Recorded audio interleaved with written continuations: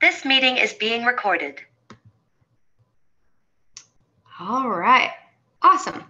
So my name is Julia. Again, this is Mastering Menopause, Bone Health Edition. Thank you for coming to this webinar this evening. Before we get started, I just wanted to welcome you all and introduce myself. I'm a physical therapist here in Kansas City.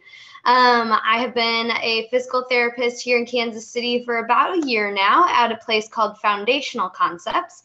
It's a specialty practice that focuses on women's and pelvic health in the Kansas City Brookside area. And then before that, I had actually done a little bit of time at Washington University in St. Louis for a women's health residency. And actually, I had studied and done a little bit more research and kind of dove into osteoporosis and actually gave a lecture to some of their grad students there. And so some of the material that I'm even presenting on right now here tonight is actually from that. And so you guys are getting some good information. Before I was at Washington University, I did my physical therapy doctorate training at KU Med, and I actually went to KU Med before that for my exercise science degree. And so that's just a little bit about me, but enough about that. Let's get started. Oh, I didn't catch that. What was that? Oh, here we go. Okay, awesome. Oh my God. And I am going to, just so we have everyone all together, I'm actually going to mute everyone. So if you do have to ask anything, please go ahead and type it in the chat and we'll make sure to get it at the end. And if you have any questions at the end, you can also feel free to unmute yourself at that time. All right, excellent. So let's dive in. What exactly is like osteoporosis? I feel like the term's thrown around a lot, but like, what if we can actually like define it? So osteoporosis is a medical condition that's characterized by a loss of bone density and mass. It leads to weakened bones that are more susceptible to fracture. And so why that matters is because, especially as osteoporosis progresses, it makes it harder and harder for that bone density to build back up. It's more of a steady decline. And so it can develop gradually over years. And actually, it's frequently underdiagnosed or undetected because a lot of times people don't get that diagnosis until they've already had a fracture, until it's too late. And so it's most commonly seen in postmenopausal women, but it still can affect men and even younger women too. There's even kind of anecdotal stories and case studies of people in their teens who have osteopenia or osteoporosis. And so it truly can affect everyone. But what I want to focus here on today is, why does it matter with menopause? So why does this impact women? Menopause is marked by this decrease in estrogen concentration. And so due to the hormonal changes and the ovaries kind of reserve and function decreasing during that menopause period, estrogen can really affect a lot of different things. If you tuned into my coworker Marla's webinar a few weeks ago, she kind of talked briefly on how menopause and estrogen can affect your pelvic floor and your bladder and your urinary symptoms. And if you didn't catch that, it's also going to be on our YouTube channel, so keep an eye out for that. It was a great webinar. But for today's purposes, we're going to focus on how estrogen affects bones. And so with estrogen deficiency, so low estrogen, it actually leads to an accelerated loss of bone, especially what's called cancellous bone. Okay, and so, or trabecular bone is another name. And so what that means is it's more the spongy bone that we find in some of our bones in our arms and our legs, but really a lot of it is in our spine. And so it kind of disproportionately can affect bone loss in this area.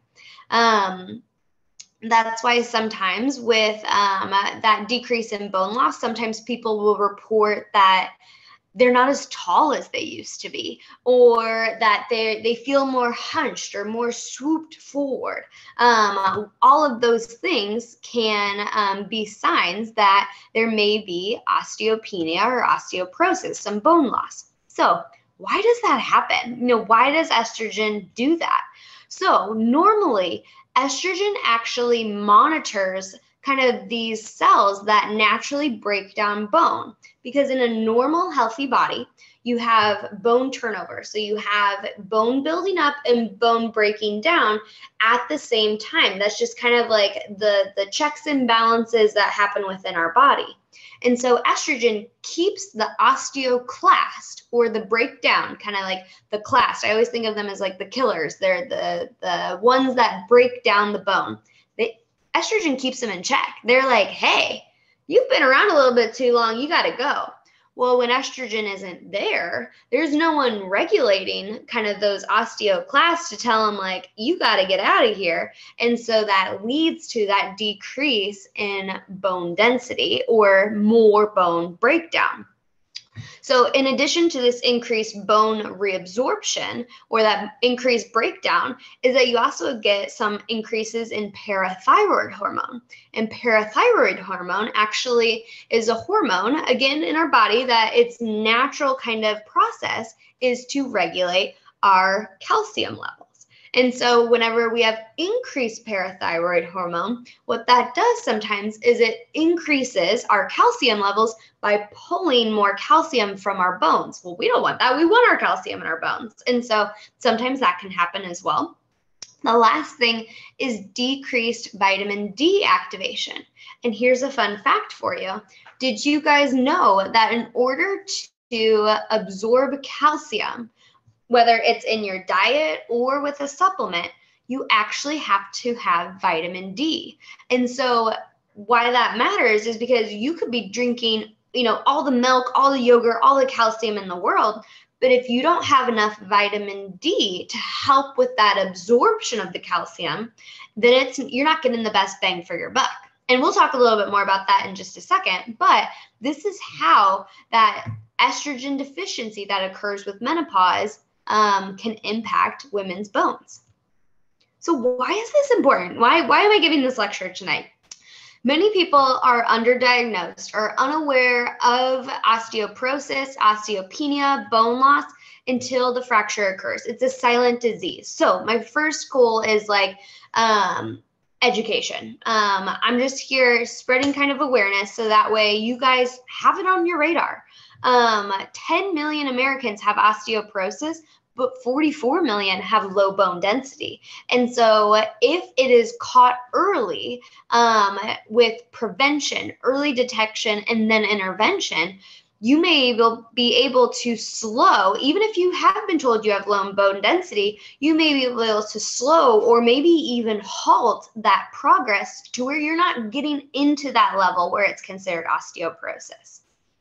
So there are modifiable factors, there are non-modifiable factors. We'll go through a little bit of both that may play in your role, play a role in kind of like your risk level and assessment.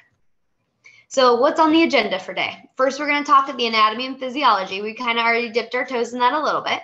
Talk about screening and risk factors, and then lifestyle modifications and medical management, nutrition, smoking cessation, physical activity, and lastly, exercise. Okay, so let's get started.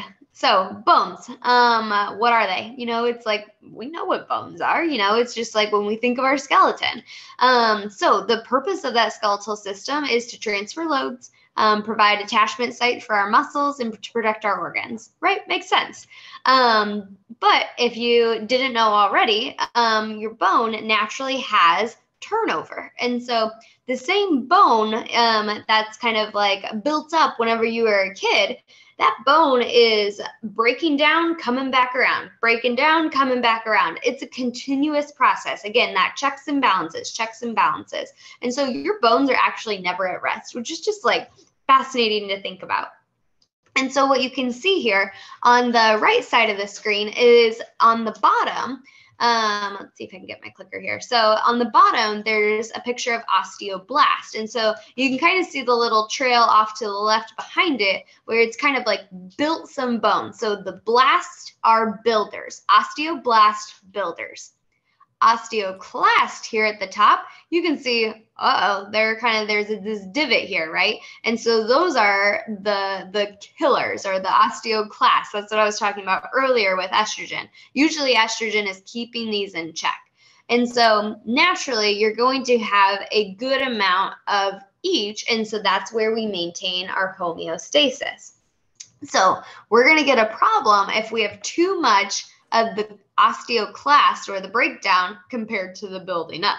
So bone growth is actually stimulated through two different things. Weight bearing, so putting a load through that bone, but also muscle activation.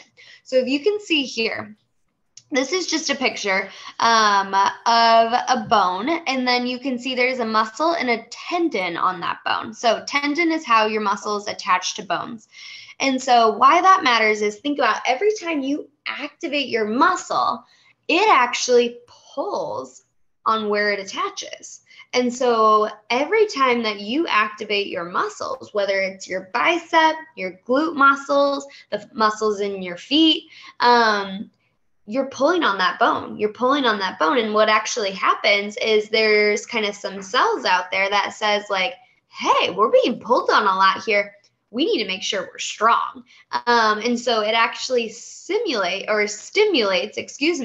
the building up of bone there, because our body's super smart. It's like, okay, this spot is being loaded. I need to be strong here, which is why we need to make sure that we're taking a full body approach, because actually the three most common fracture sites are actually your wrist, your femur or your hip, and your spine. And so we have upper body, we have lower body, and then we have our trunk. And so we need to make sure that we're doing exercises for everything throughout our body. Bone mineral density, so how dense your bones are. What I want to kind of draw your attention to is the line that's in red. And so the red is, you can see as a women's bone mineral density throughout their life. And so why that matters is because what's really fascinating, and I always tell all of my patients, it is never too early to start thinking about your bone mineral density. And why that is what's really fascinating. So share this with family dinners, anywhere you're at. You hit your peak bone mineral density whenever you are 30 years old. And so if, for example, that means that, whenever you were younger, that, hold on just a second. Okay. Whenever you were younger, your habits when you were younger actually make a difference. And because at that age of 30, we've hit our peak. And so if we weren't, having good, healthy lifestyles or eating right nutritionally, working out, building our bones up, then we're going to start at a lower reserve. And so I always tell everyone, I'm like, no matter what your age, your bone health is so important. And so what I want to draw your attention to is with menopause, you can see there's a natural decline after that age of 30 in both men and women. But there is a more rapid decline right where menopause occurs because of that super abrupt change in estrogen. So it's actually even shown that at that kind of quick drop, almost sometimes up to 20% of our bone mineral density can be lost then. And so my goal, if you are premenopausal or perimenopausal here today, making sure that we are decreasing that strong dip as much as, leveling out that dip as much as we can. We don't want to decrease it anymore, but you get what I'm saying. And then if we're postmenopausal, wherever we're at right now, we need to maintain it. So that is the goal. Slow and stop. Slow and stop that loss, okay? And how we do that is going to be through a wide variety of things that we'll dive into. Okay, how do you check your bone mineral density? I keep talking about bone mineral density, but if you've never had a bone mineral density scan, I'm going to show you a quick kind of screening tool where we're kind of talking about our risk factors to see if it may be appropriate to mention this to your physician to see if it's time or appropriate for you to have a bone mineral density test. What that does is it's going to get you a score, and the score will kind of give you a range on where your bone mineral density is at compared to a like normal value. If it's lower than where you want to be, if it's where we want to be, and it kind of helps you gauge over time, are you maintaining or are you losing more? How quickly are you losing it? So that way you can kind of track it over time. So the screening guidelines are if you're a woman over the age of 65, then it is time to get a screen or a DEXA scan for that bone mineral density. Or if you're over the age of 50 and you have risk factors for the disease, including any bone fracture that happened post-menopausal. If you hit menopause before the age of 45, if you ever had prolonged use of glucocorticoid medications, so steroid medications, whether that was for treatment of some kind or a medication that you took when you were younger, supplemental, it doesn't matter. Any prolonged use. And when we're kind of defining prolonged use, if you feel like it was more than months at a time, then that may be something to ask your physician about. If you have low body weight or a low body mass index, so a body mass index of about under 20, if you're a smoker, if you excessively consume alcohol, or if you have previous or current use of cancer, chemotherapy, drugs, and or radiation treatment.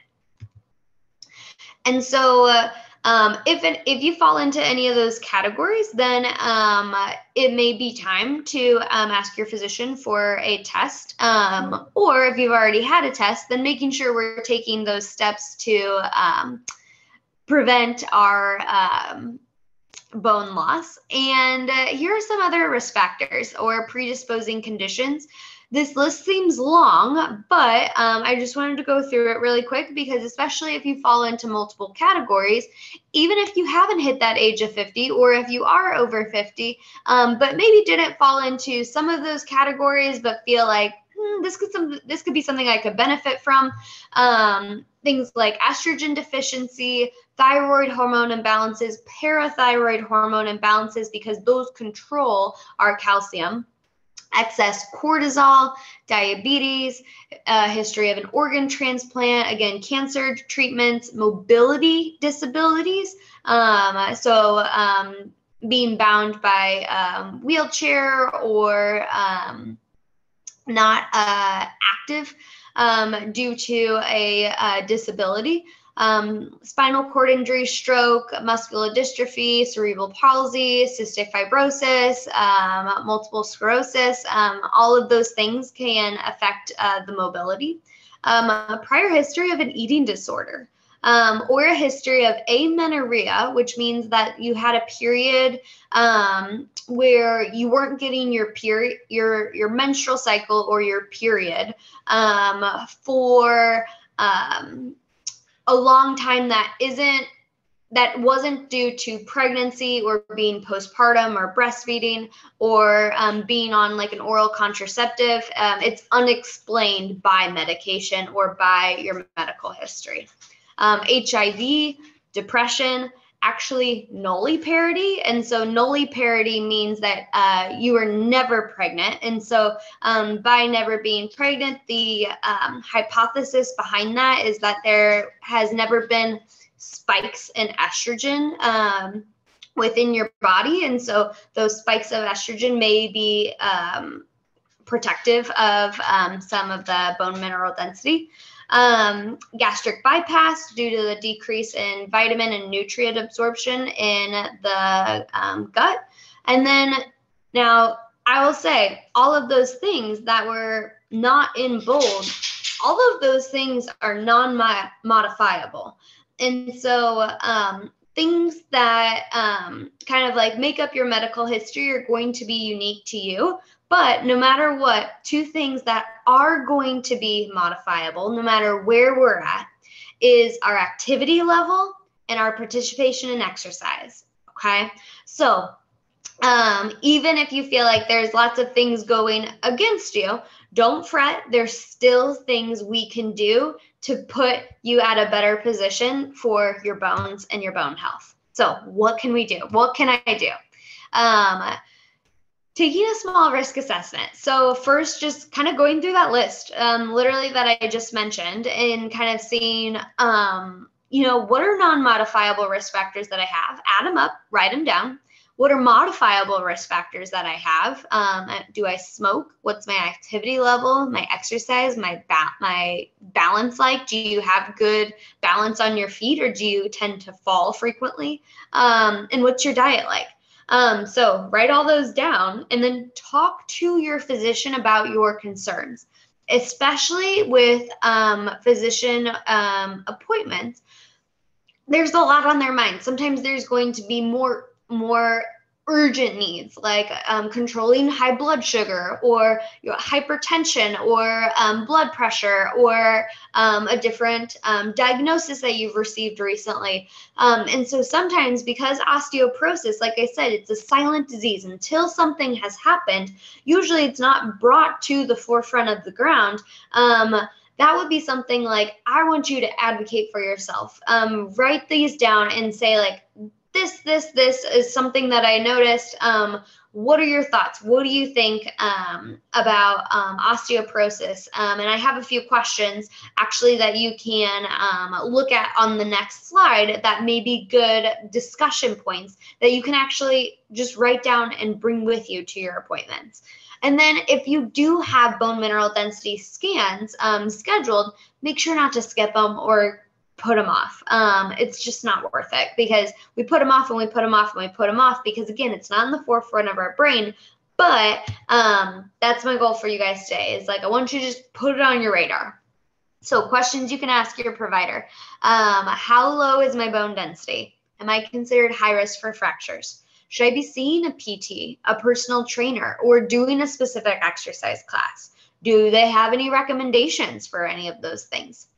What are the side effects of the treatment that you are recommending? Should I be taking supplemental calcium and vitamin D? How much? Or should I see any other specialist or an endocrinologist? I think all of those are really good, appropriate questions to ask. So, continuing to dive into what can I do? If you are a smoker, smoking cessation, I know that there's a lot of information, and smoking cessation is very, very difficult, and it's very tricky. And there are lots of resources out there, but I just want to touch base on it today. So smoking can lead to reduced calcium absorption, decreased bone density, impaired bone healing, and actually hormonal changes. And so decreased estrogen in females and actually decreased testosterone in males. Interestingly enough, secondhand smoke actually can lead to decreased bone mineral density in teens and adolescents. And so it really does affect not only yourself, but those around us as well. So the good news is that individuals who quit smoking have a slower rate of bone loss and may actually regain bone density over time. And so that is just a good goal, or something to just continue to think about when setting your goals if you are thinking about quitting smoking. What else can I do? Diet and nutrition. That is where the money is at. Calcium is the most important nutrient for maintaining bone health.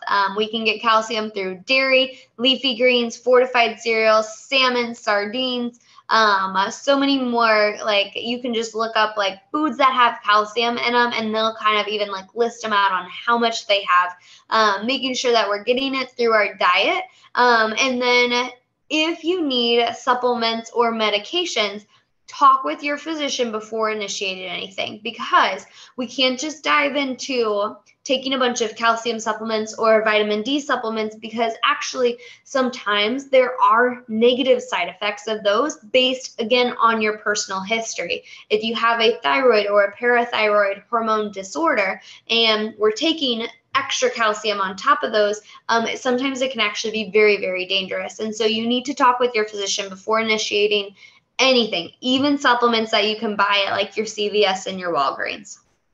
Like I said earlier, vitamin D, it's essential for the absorption of calcium. They are BFFs. They have to go together.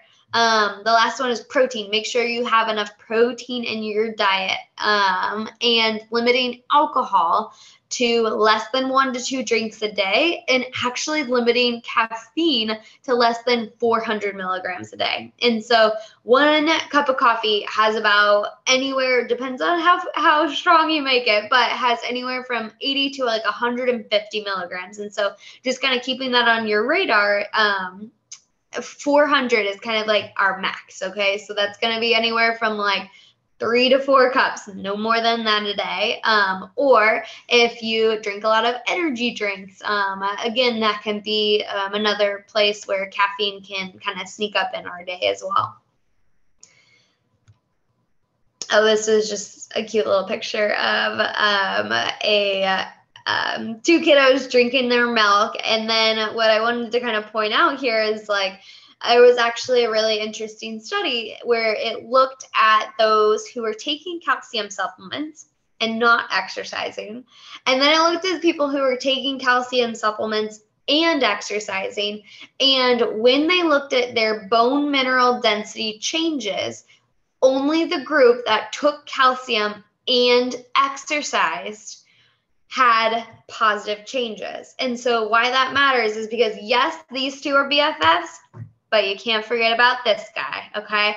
Exercise. And so exercise is going to be very, very important, because if you have the calcium, if you have the vitamin D, if you have the protein for that good muscle activity, you need the actual muscles to work in order to stimulate that area. If it's not stimulated, it's not growing. What else can we do? Fall prevention, especially if you've had a fall before, or if you know that you're more unsteady on your feet.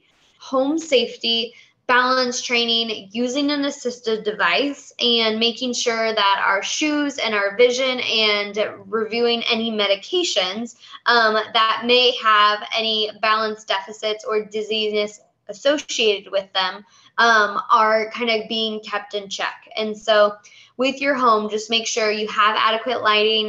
You have a bathroom light or a night light on, using non-slip mats, install grab bars if you need.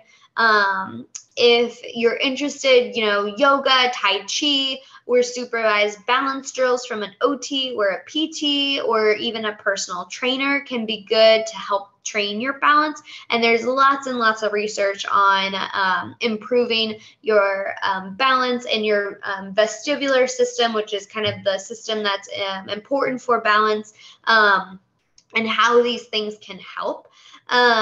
Using an assistive device like a cane or a walker or braces if you need. Making sure that you're keeping on top of your eye vision appointments and using corrective lenses or glasses if you need. And then lastly, make sure that your shoes fit. Nothing where we're having super slippery soles or clogs that easily fall off, that could be tripped on. We want something that's nice and secure. And then continuing on, what can I do in terms of exercise and physical activity? And so this is where I really want to dive in because the research is very, very specific, okay?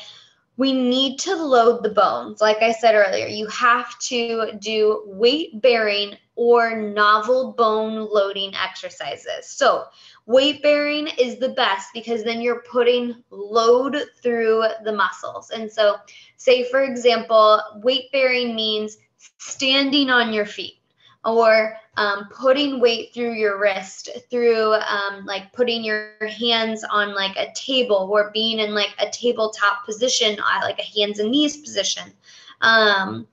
If you're sitting and activating muscles, say for example, like I'm curling my bicep, it's going to be good because it's going to load the bone at the bicep, but we're not loading the bone at the wrist or the elbow here, versus if you were kind of in like a high plank position and doing some like push-ups or some push-ups against a wall, you're putting weight through your hand, your wrist, your elbow, your shoulder, and your trunk by putting pressure on the base of your hand. And so that's what I mean by weight-bearing exercises when you can. And there's some kind of tricky ones, like you don't need to be doing like headstands in order to like load the neck muscles. That's not what I mean. There's going to be some things where weight bearing isn't possible, but with the hands and with the legs or the feet, when you can, picking exercises that are weight bearing can be better. Now, what I mean by novel bone loading is that it has to be something new. It has to be something that you don't normally do throughout the day. And so when you're picking your exercises, we need high load, low reps. And so when we're thinking about programming, again, this is the ideal. This is what like the research says is like the best. High load, low rep. And what I mean by high load is 80% of your 1 rep max. And so what that means is like if I had, you know, like a really small weight, or like if I was holding my water bottle and I was doing curls with this water bottle, it should be more challenging. You should only be able to do about 8 to 10 reps before feeling pretty pooped. If you're able to do 30, 40, 50, 60, then that means that the weight or the load isn't high enough and you're not at your 80% 1 rep max. It should be really hard. It should be hard enough to where you can only do about 10 reps and then you need a rest break. And so based on where your activity level is at right now, that's going to look different from person to person. And I understand that because here's the thing is something is always going to be better than nothing. And so if, for example, dancing or jogging is not accessible via where your activity level is at right now or how your joints are doing, say you need or have had a knee replacement, or something that limits your mobility if you have a mobility disability, then whatever you can do is going to be better than nothing. And so finding programming that works for you, aim for 2 to 3 sessions per week. Not daily. You do want some rest breaks in between. Those rest breaks are really important because that's when that bone builds up, that blast activity builds up. And seeing changes, it needs to be consistent for 12 to 18 months. And wow, that's daunting, right? Like, oh my gosh, I have to do this for 12 to 18 months in order to get bone mineral density changes. The answer is yes, because it builds very slowly over time. And remember, we're combating that downhill slope. And so we're working against a downhill battle. And so even if we can break even and keep it consistent across the board, that's a win. Or if we're going rapidly down and we can go slower down, that's a win. And so ideally, when we're doing these exercises, resistance training is what it's called. actually, it's recommended that we do that twice a week anyways, 2 to 3 times a week. And aerobic exercise we want to do for almost 5 times a week. And so that's actually the general activity recommendation that is put out to everyone. And so think about this, is like you're investing in yourself long term. You're investing in your future. You're investing in your future bone health, no matter where you're at on your journey. So remember, kind of key thing is you need novel bone loading, so something new. It can't be something that you do every day. It needs to be something different. You need high load, low rep, 2 to 3 sessions a week. Give yourself that rest day. That's totally okay. Your bones need that stimulus in order to get the signal to lay new bone down in that area. The other thing I want you to just have on your radar is improving posture. And so especially whenever we're in that forward hunched position, why that matters is because then pressure, because of gravity, but also because if we're in that hunched position, then our muscles in the front of our body tend to get shorter. Our abdominal muscles, our pec muscles, our shoulder muscles here in the chest area. And what that does is it's constantly pulling us forward.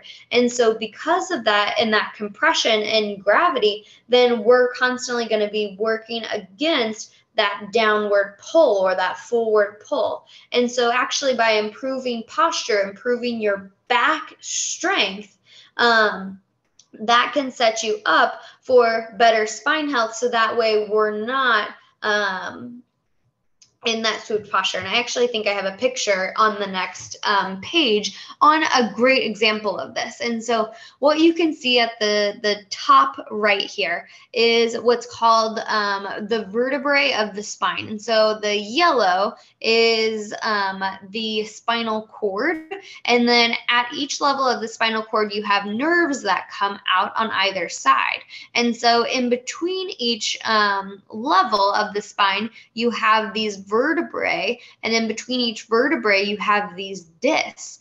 And so if kind of like this rounded position here, especially if there's a load. So especially if there's a load where you have to bend forward, or if you're bending forward and rotating, that's a lot of forward motion at these vertebrae.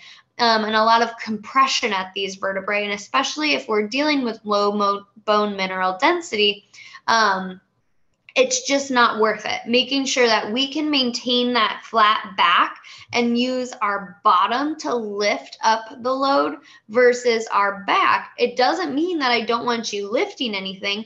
I just want you to make sure you're using proper mechanics. So everyone always says lift with the hips, not the back, but I teach my patients this almost every single day, whether they're a teenager or in their 90s or 100s. It's anyone can practice this, because everyone can kind of change things up just a little bit. Even if we think we're having a flat back, sometimes we don't. And so this can be something to work with a PT, or you could practice it in front of a mirror to give yourself that feedback.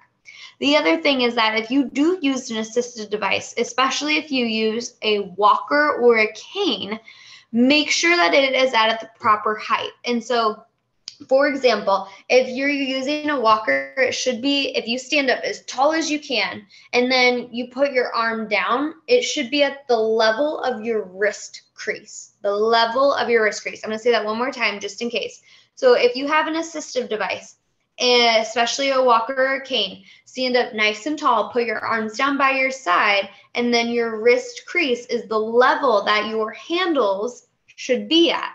If it's lower than that, then guess what we have to do? We have to slouch forward or lean forward in order to get our hands on there, which drives us into that forward motion. We want to be upright whenever we walk with our walker or walk with our cane.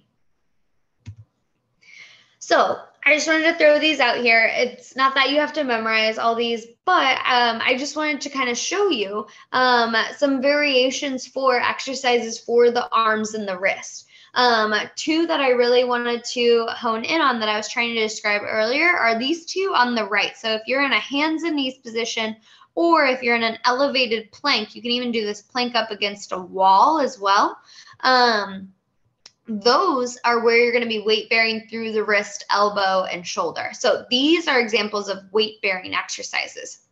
Another example of a weight bearing exercise that is a little bit less common is boxing. Because think about this, every time your hand makes contact with the mat or with the boxing bag, you're putting weight again through your wrist, through your elbow, through your shoulder, which is loading those bones, which is great. These other three exercises here, kind of in the middle, are good postural exercises. And so improving your back strength to keep you upright. And then lastly, I just wanted to show you in general, using weights to load those muscles. So your biceps, your triceps, all the different muscles of your shoulders and arms are going to be helpful for, again, laying down bone. What can we do for the spine and the hips? Stair climbing, weight resistance, whether it's with a machine or using free weights. All of these here for the hip and the spine, every single one pictured is a weight-bearing exercise. Whether you are walking on a trampoline, using stability poles to help you, using weights, free weights or machine, all of these are examples of weight-bearing exercise. I wish I would have put an example of a non-weight-bearing exercise, but for example, one might be if I was sitting here and then I kicked my knee out straight. Even though I was activating my quad, I wasn't putting any weight through the quad. So that's just kind of an example. Again, not bad, but if you have the choice, weight bearing is going to win. And then lastly, I wanted to throw in a few exercises for balance, because no matter where we're at, no matter where our bone mineral density is, balance exercises are going to be helpful for preventing any fractures, okay? Yoga, Tai Chi, little obstacle courses with your trainer, balance drills at home. Now, if you feel like you don't have good balance, please, please, please go see and ask your doctor for a referral for occupational or physical therapy, because it really is imperative that you do this under supervision, so that way someone can be there just in case you lose your balance during some of these drills. So I wanted to make sure that I didn't just leave you with some examples of the exercises, but actual resources on places that already program this for you. So this first slide here is a list of Kansas City resources, including the few things. There's the Landon Center on Aging. OsteoStrong is actually a chain. I believe there's one here in Kansas City.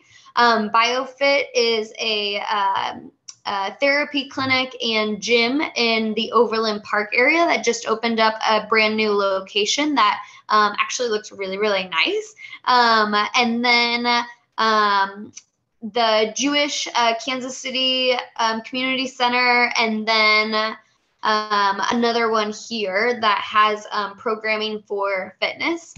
And then some other ones, just in case you're not in the Kansas City area, or if you're wanting to do something online. The first two are actually online resources. So Margaret Martin is a physical therapist who has kind of dedicated her career to osteoporosis research, resources, and giving you free materials via YouTube. This includes exercises. It also includes education, and she just has some really, really great content. I literally think she has over like 500 videos. So she works very, very hard and definitely is an expert in the field. And then with Sorry, guys, that was my dog. And then another one that I was able to peruse and find was a place called bonetalk.org.